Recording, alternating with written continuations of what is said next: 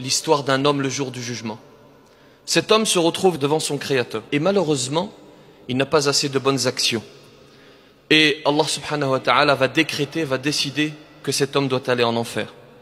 Et alors qu'il est sur le chemin vers l'enfer, cet homme va se retourner vers Allah. Et Allah subhanahu wa ta'ala va lui poser deux questions. La première, est-ce que nous avons rajouté une mauvaise action dans ton livre? Est-ce que nous t'avons attribué une mauvaise action que tu n'aurais pas commise? Et cet homme va dire non. Et le Créateur va continuer. Est-ce que nous avons oublié l'une de tes bonnes actions? Est-ce que nous avons oublié une bonne action que tu aurais faite? Et cet homme va dire non, tu as été juste, ô Allah. Et Allah subhanahu wa ta'ala va dire, pourquoi est-ce que tu te retournes alors? Et cet homme de répondre, ce n'est pas ce que je pensais de toi, ô Allah.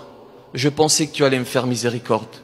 Et Allah subhanahu wa ta'ala va lui pardonner et va dire, prenez mon serviteur et faites-le entrer au paradis. Allahumma ja'alna min ahli al-jannah. Cet homme avait une bonne opinion d'Allah. Il ne désespérait pas de la miséricorde d'Allah subhanahu wa ta'ala. Il est très important de faire une précision ici.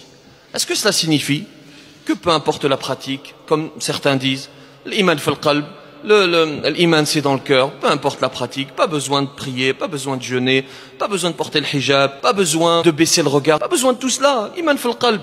Est-ce que c'est ce que cela signifie? Non, bien sûr. Le musulman doit agir. Et en même temps, il ne doit pas désespérer de la miséricorde d'Allah. Et en même temps, il doit avoir une bonne opinion d'Allah. Cela pour au moins 3 raisons. La première, c'est qu'en amour, il n'y a que les preuves que l'on en donne. Lorsque l'on aime Allah subhanahu wa ta'ala, il ne suffit pas de le prétendre, il faut le prouver. Allez voir vos épouses, vos époux, et dites-leur, je t'aime, mais je ne le prouve pas au quotidien. Je t'aime, mais peu importe l'action, c'est juste une parole.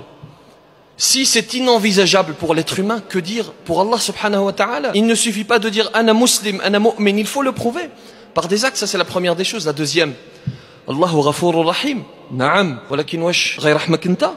Est-ce qu'Allah subhanahu wa ta'ala va te faire miséricorde à toi particulièrement? Allahu a'lam. C'est pour cela que le musulman, le croyant, doit trouver le juste équilibre entre la crainte d'Allah subhanahu wa ta'ala et l'espoir en sa miséricorde. Il ne suffit pas de compter sur la miséricorde d'Allah, il faut également agir. Je disais donc ça c'est la deuxième des raisons. La troisième des raisons, Allahu ghafurur rahim, na'am, walakinnahu shadidul iqab. Allah subhanahu wa ta'ala est pardonneur miséricordieux, oui, mais il est aussi dur en châtiment et il ne faut pas l'oublier. Et cet équilibre